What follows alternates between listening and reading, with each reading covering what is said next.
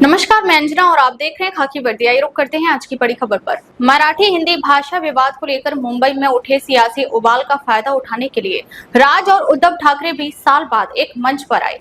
लगा जैसे कि दोनों भाइयों के बीच की सारी खाई पट गई। मराठी मानुस की भावना को भड़काते हुए दोनों भाइयों ने खूब आंखें लाल की। उद्धव ने कहा कि मराठी भाषा के लिए हमें किसी भी हद तक जाना होगा तो हम जाएंगे। वहीं राज ठाकरे तो अपने अंदाज में कार्यकर्ताओं से यहाँ तक कह गए कि यदि कोई सयाना बने तो कान के नीचे एक बजाओ यानी थप्पड़ मारो, हाँ उसका वीडियो मत बनाओ। इस समागम के बाद उद्धव ठाकरे को लग रहा था कि उन्होंने बीएमसी चुनाव के लिए नैरेटिव सेट कर दिया है और यह मुद्दा उन्हें मुंबई महानगर पालिका पर उनके 30 साल के कब्जे को बरकरार रखने में मदद करेगा। लेकिन राज ठाकरे ने अचानक से पैंतरा बदल लिया।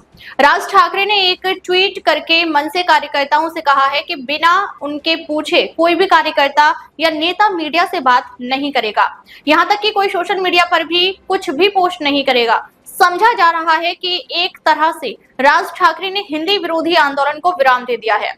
हो सकता है कि हिंदी विरोधी आंदोलन को पूरी तरह नहीं रोका, लेकिन मराठी हिंदी भाषा विवाद में उनकी रणनीति ने नया मोड़ जरूर ले लिया है। जाहिर है कि पिछले कुछ दिनों से जिस तरह से मुंबई में हिंदी भाषियों को मन से कार्यकर्ता पीट रहे थे, उसे लेकर पूरे देश का माहौल गर्म हो रहा था। विजय रैली में शिवसेना एनयूबीटी नेता और प्रदेश के पूर्व मुख्यमंत्री उद्धव ठाकरे ने भी मराठी भाषा के लिए किसी भी हद तक उतरने की बात की थी, पर अचानक जिस तरह राज ठाकरे ने एक तरफा सीज फायर किया है वह उनके लिए बहुत बढ़िया है, पर उद्धव के लिए तो बिल्कुल फंसने जैसा है। उद्धव की स्थिति ऐसी हो गई है कि इधर के रहे ना उधर के रहे। महाराष्ट्र विधानसभा चुनाव 2024 में उद्धव ठाकरे की शिवसेना एनयूबीटी ने 95 सीटों पर उम्मीदवार उतारे, लेकिन केवल 20 सीटें जीती, जो शिवसेना यूबीटी के लिए एक बड़ा झटका था। महायुति गठबंधन यानी बीजेपी शिंदे गुट अजीत पवार की एनसीपी ने 230 प्लस सीटें जीतकर उन्हें हाशिए पर धकेल दिया। शिवसेना शिंदे की असली पार्टी और चुनाव चिन्ह कब्जाने के बाद अधिक सीट मिलने के चलते महाराष्ट्र की राजनीति में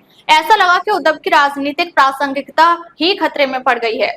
इसके बाद उद्धव ने 5 जुलाई 2025 की मराठी विजय रैली में राज ठाकरे के साथ मंच साझा किया। यह कदम उनकी मराठी अस्मिता के रक्षक वाली छवि को मजबूत करने की कोशिश थी, लेकिन हुआ उल्टा। हिंदी विरोधी रुख ने गैर मराठी वोटरों को नाराज किया, जिससे एमबीए में कांग्रेस और एनसीपी की बेचैनी बढ़ी। मुश्किल यह है कि कांग्रेस उनके साथ आना नहीं चाहेगी और मराठी भाषा के नाम पर मराठियों की संवेदना उनके भाई राज ठाकरे ने कब्जा कर ली है। राज ठाकरे ने अचानक सीज फायर करके उद्धव को इस मुद्दे पर चमकने से भी रोक दिया। मतलब साफ है कि राज ठाकरे ने उद्धव ठाकरे को कहीं का नहीं छोड़ा। न हिंदी भाषियों के समर्थक ही बन सके और न ही मराठियों के असली हितैषी। बीएमसी चुनावों में राज ठाकरे के साथ संभावित गठजोड़ उन्हें मुंबई कोंकण में प्रासंगिक बनाए रख सकता है, पर अब राज ठाकरे गठबंधन में उनसे बराबर की हैसियत चाहेंगे, जो उद्धव को पसंद नहीं आएगा। राज ठाकरे और उनकी महाराष्ट्र नवनिर्माण सेना के लिए मराठी हिंदी विवाद निश्चित रूप से एक राजनीतिक अवसर साबित हुआ है, क्योंकि उनके पास खोने के लिए कुछ नहीं है और पाने के लिए सारा जहां जैसी स्थिति है। पिछले विधानसभा चुनावों में उनकी पार्टी का वोट शेयर 1% से कुछ ज्यादा था। सीट तो वो एक भी नहीं जीत सके, यहाँ तक कि उनके बेटे ने भी अपनी सीट गंवा दी। इसके ठीक विपरीत 2024 के महाराष्ट्र विधानसभा चुनाव में शिवसेना यूबीटी को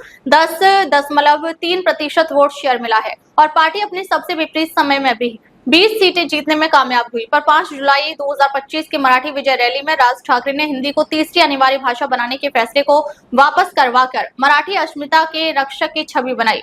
यह उनके कोर मराठी वोटर आधार को मजबूत करता है, जो मनसे की पहचान का आधार है। सबसे बड़ी बात यह रही कि इस रैली के मराठी अस्मिता के रक्षक के रूप में उनकी छवि उनके भाई उद्धव ठाकरे से ऊपर हो गई है। जाहिर है कि घाटी में उद्धव ठाकरे ही रहे।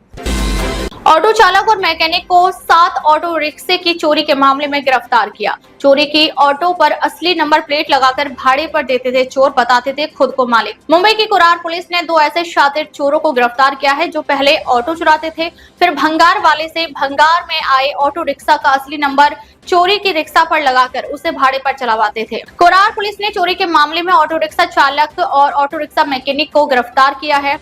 कुरार पुलिस ने उनके पास से 7 ऑटो रिक्शा मुंबई के अलग अलग ठिकाने से जब्त किया है, जिन पर नंबर प्लेट बदलकर भाड़े पर दिया गया था। कुरार पुलिस स्टेशन की हद में करीब आधा दर्जन ऑटो रिक्शा चोरी की शिकायत मिली थी, जिसकी जांच कुरार के जांच अधिकारी संजय घोलवे और उनकी टीम को दी गई।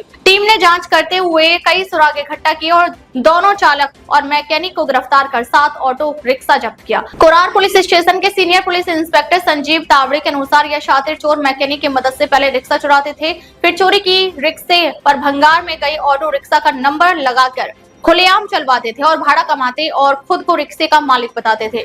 मामले में अब तक 2 लोगों को गिरफ्तार किया गया और लोगों की भी गिरफ्तारी की जाएगी। कोरार पुलिस के जुडिशियल में रिक्शा चोरी की वारदातें बहुत बढ़ रही थी, तो हिसाब से हम लोगों ने इन्वेस्टिगेशन चालू किया। कोरार पुलिस स्टेशन CR नंबर 477-25 में एक रिक्शा थी MH 47C6217। ये रिक्शा चोरी में हम लोग ने इन्वेस्टिगेशन स्टार्ट किया। उसमें हम लोग ने CCTV फुटेज, टेक्निकल इन्वेस्टिगेशन और जो सोर्स रिपोर्ट, उससे हमने 2 आरोपी को अरेस्ट किया। उसमें है मोहम्मद अंसारी और निसार अहमद। वो 2 आरोपी से हम लोग ने टोटल 7 रिक्शा बरामद किए। साथ ही रिक्शा चोरी करके वो अपने गैरेज में निसार अहमद अपने गैरेज में जो दूसरे स्क्रैप रिक्शा थी उसका नंबर उस पर चढ़ा के वो रिक्शा भाड़े पे देता था, चलाता था। और पुलिस भी पकड़े तो वो फाइंड आउट नहीं कर सकती थी, क्योंकि वो स्क्रैप का नंबर दिखाई नहीं देता था कौन किसके है, रिक्शा क्या है। अभी तक 7 रिक्शा हम लोग ने रिकवर किए। इसमें जो गैरेज वाला वो भी हम लोग चालू है तहकीकात, तो गैरेज वाला भी आरोपी हो सकता है। इसमें 7 गुना हम लोग ने ओपन किया रिक्शा चोरी के, 7 रिक्शा हम लोग ने बरामद किए और हम लोग देख रहे हैं शायद और भी दूसरे पोल्यूशन केस में उन्होंने गुना किए रहेंगे। रिक्शे की वैल्यू टोटल 7 रिक्शा की 2.5 लाख तक वैल्यू रहेगी। ब्लैकमेल से तंग सीए ने की आत्महत्या। सांता क्रूज के यशवंत नगर के एक 32 वर्षीय चार्टर्ड अकाउंटेंट ने अपने निजी वीडियो को लेकर ब्लैकमेल किए जाने के बाद आत्महत्या कर ली। मृतक की पहचान राजलीला मोरे के रूप में हुई है, जिसने जहर खा लिया और 3 पन्नों का सुसाइड नोट छोड़ा, जिसमें उसने अपनी मौत के लिए 2 व्यक्तियों राहुल परवानी और सबा कुरैशी को जिम्मेदार ठहराया। वकोला पुलिस के अनुसार एक महिला समेत 2 आरोपियों के खिलाफ जबरन वसूली और आत्महत्या के लिए उकसाने का मामला दर्ज किया गया है। पुलिस अधिकारियों ने कहा कि दोनों ने कथित तौर पर पिछले 18 महीनों में पीड़ित से उसके निजी वीडियो को प्रसारित करने की धमकी देकर 3 करोड़ रुपए से अधिक की वसूली की। पीड़ित की मां ने कहा कि राज पिछले कुछ महीनों से मानसिक तनाव में था। वाकोला पुलिस स्टेशन में 7 तारीख को एक गुना रजिस्टर हुआ है, जिसके अंदर आत्महत्या को प्रवृत्त करने उस तरीके के कलम लगाए गए हैं, जिसके अंदर BNS के कलम 108, 308(2), 308(3), 305 ये सेक्शंस लगे हैं। और इसका इन्वेस्टिगेशन वाकोला पुलिस स्टेशन में चालू है। इस गुने की एक प्राथमिक इंफॉर्मेशन इस तरीके की है कि जो विक्टिम है उनकी 8-10 महीने पहले अक्यूज से जानकारी हुई थी और तब से वो कंटिन्यूसली संपर्क में थे। 2 आरोपी जो फिरियाद में मेंशन किए गए हैं वो राहुल परवानी और सबा कुरैशी हैं और ये दोनों आरोपी विक्टिम के साथ बात करते टाइम उसको ब्लैकमेल कर रहे थे और मानसिक उसको त्रास दे रहे थे। जो प्राइमरी इंफॉर्मेशन ऐसी है कि अक्यूज्ड के पास में विक्टिम के कुछ ऐसे वीडियो थे जिसकी वजह से वो उसको ब्लैकमेल कर रहे थे और इसी ब्लैकमेलिंग के दरमियान विक्टिम से उन्होंने 2 करोड़ 46 लाख रुपए ट्रांसफर उनके अकाउंट में करवाए थे। इसका आगे का इन्वेस्टिगेशन शुरू है और दोनों अक्यूज्ड अरेस्टेड हैं। अब तक के लिए बस इतना ही, फिर मिलते हैं एक ऐसी ही बड़ी खबर के साथ। तब तक नमस्कार और देखते रहिए खाकी वर्दी।